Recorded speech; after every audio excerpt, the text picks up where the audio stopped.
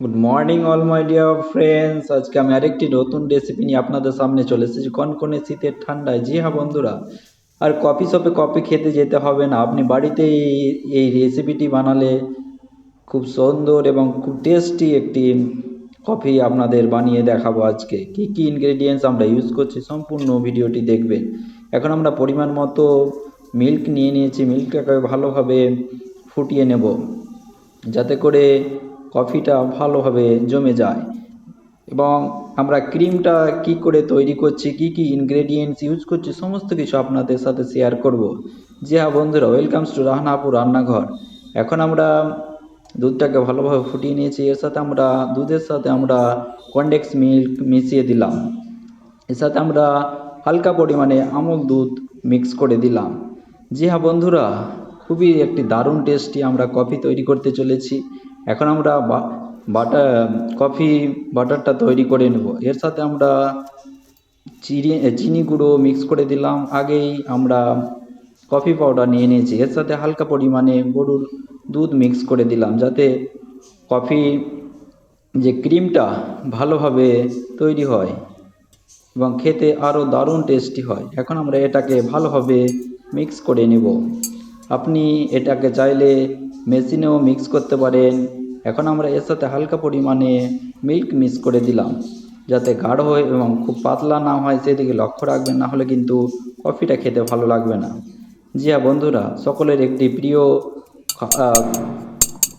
Coffee সকলেই খেতে পছন্দ করে, অনেকে কোল্ড কফিও খেয়ে থাকে। জি হ্যাঁ বন্ধুরা, আমাদের দুধটা ফুটন্ত হচ্ছে, গ্যাসে লো ফ্লেমে রাখবেন, না হলে কিন্তু উপটে পড়ে যাবে, সেদিকে খেয়াল রাখবেন।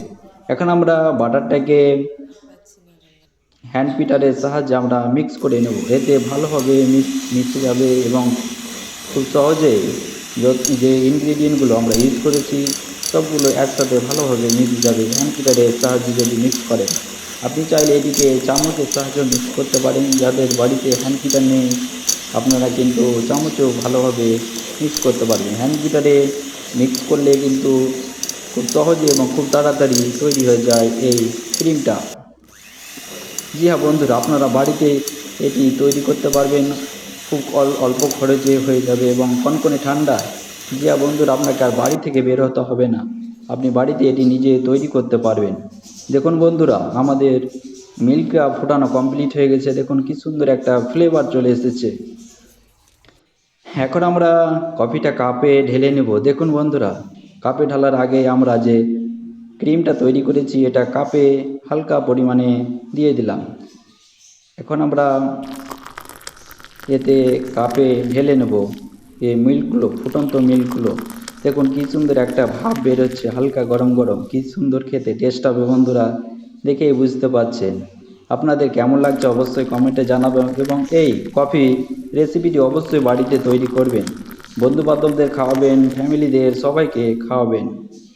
জি হ্যাঁ বন্ধুরা, এরকম নতুন মজাদার রেসিপি যেন ভিডিও আরও আপনাদের উপহার দিতে পারি, এর জন্য আমাদের অবশ্যই সাপোর্ট করবেন এবং ভিডিওটি যদি ভালো লেগে থাকে অবশ্যই বন্ধু বান্ধবদের সাথে শেয়ার করবেন এবং যদি এখনও পর্যন্ত আমাদের চ্যানেলটি না সাবস্ক্রাইব করে থাকেন অবশ্যই সাবস্ক্রাইব করবেন। আপনাদের সাপোর্ট একান্ত কামনা করি। জি হ্যাঁ বন্ধুরা, দেখুন কিছুক্ষণের মধ্যে, কয়েক মিনিটের মধ্যে আমাদের কফি ফ্লেভারটি কি সুন্দর তৈরি হয়ে গেছে এবং এর সাথে আমরা এখন চকলেট ফ্লেভার একটা মিক্স করে দিলাম যাতে আরও ভালো হবে, ক্যাডবেরি ফ্লেভার এটা বন্ধুরা। আপনারা চাইলে অন্য যে কোনো চকলেটের ফ্লেভার একটি মিক্স করতে পারেন। এর সাথে হালকা পরিমাণে আমরা দুধ মিক্স করে দিলাম, আমুল দুধের গুঁড়ো যেটা আগে ইউজ করেছি সেটাকে আমরা ইউজ করলাম।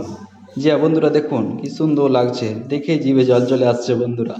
আপনাদের কেমন লাগছে অবশ্যই জানাবেন এবং এই কফি রেসিপিটি আপনারা অবশ্যই তৈরি করবেন, খুব সহজ একটি রেসিপি। বাড়িতে কোনো মেহমান আসলে এটি আপনি ইজিলি বানিয়ে খাওয়াতে পারবেন তাদের। থ্যাংক ইউ বন্ধুরা, দেখা হবে আবার নতুন রেসিপি ভিডিওতে।